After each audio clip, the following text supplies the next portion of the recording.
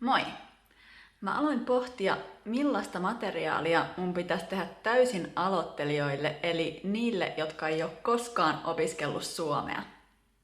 Joten mä päätin ryhtyä koekaniiniksi ja kokeilla, millaisella materiaalilla voi aloittaa täysin uuden kielen opiskelun ja mille tasolle voi päästä 1 kuukauden opiskelun jälkeen. Kyllä, mä siis uhrauduin ja opiskelin saksaa kuukauden. Mä valitsin saksan, koska mä en puhu mitään sen läheistä sukulaiskieltä. Sillä on jotain samalta kuulostavia sanoja ruotsin kanssa, mutta rakenne on ihan erilainen. Sitä paitsi mä en puhu enää ruotsia kauhean hyvin. Eli koko sanasto, kielioppi ja ääntäminen oli mulle täysin uutta. Toinen syy, miksi mä valitsin saksan, oli se, että mä löysin sellaista materiaalia, mistä mä tykkään, eli hitaasti puhuttuja videoita, joissa on tekstitykset sekä saksaksi että englanniksi. Ennen kuin mä kerron, miten tää kuukausi meni, mä haluan vaan sanoa, että mä en ole mikään superihminen tai tosi älykäs, tai että mä oppisin kieliä ihan tosta vaan. Mä oon vaan löytänyt sellaisen tavan oppia, joka sopii mulle ja joka toivottavasti myös sopii teille. Joillakin ihmisillä, tosi pienellä osalla tosin, on ihan oikeasti kielellisiä vaikeuksia, mutta suurin osa ihmisistä pystyy oppia uuden kielen ihan yhtä hyvin kuin muutkin. No niin, eli mä siis opiskelin saksaa puoli tuntia päivässä 30 päivän ajan, eli yhteensä 15 tuntia. Tai oikeastaan 14, mä ehkä missasin parina päivänä.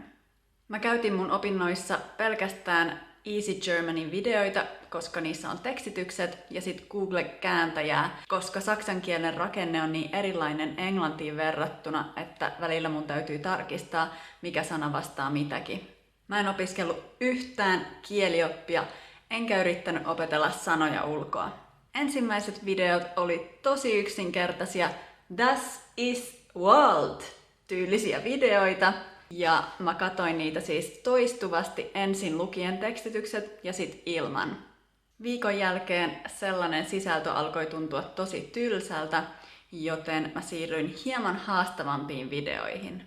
Mun täytyi aluksi pysäyttää video joka lauseen jälkeen ja katsoa, mitä se tarkoittaa. Ja tätä mun piti tehdä monta kertaa yhden videon kanssa ennen kuin mä pystyin katsoa koko videon ja seurata tekstityksiä saksaksi ilman taukoja.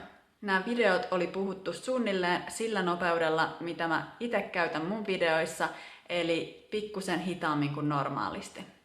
Mä opiskelin tällä tavalla siis kuukauden ajan, ja viimeisellä viikolla mä huomasin, että mä pystyin katsoa yhden videon ensin yhden kerran pysäyttämättä sitä, ja mä kuitenkin ymmärsin sen videon viestin. Sitten mä tietenkin katoin uudestaan niin, että mä tarkistin kaikki sanat, joita mä en ymmärtänyt. Ja lopuksi mä katoin koko videon vielä uudestaan ilman tekstityksiä ja ymmärsin lähes kaiken. Siis 1 kuukauden jälkeen.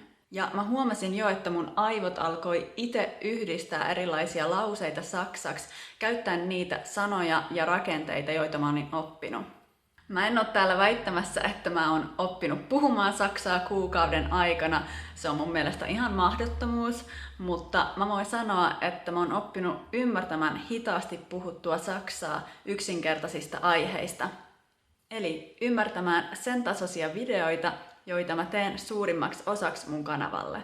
Joten tää mun testi toivottavasti antaa teille toivoa siitä, että te pystytte oppia suomea. Siis mun mielestä saksa on ihan yhtä vaikea kieli kuin suomi.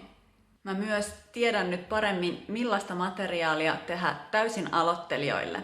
Ja lopuksi mun mielestä tää taas kerran todistaa, että tällainen luonnollinen oppimistapa on kaikkein tehokkain ja mielenkiintoisin tapa oppia kommunikoimaan uudella kielellä.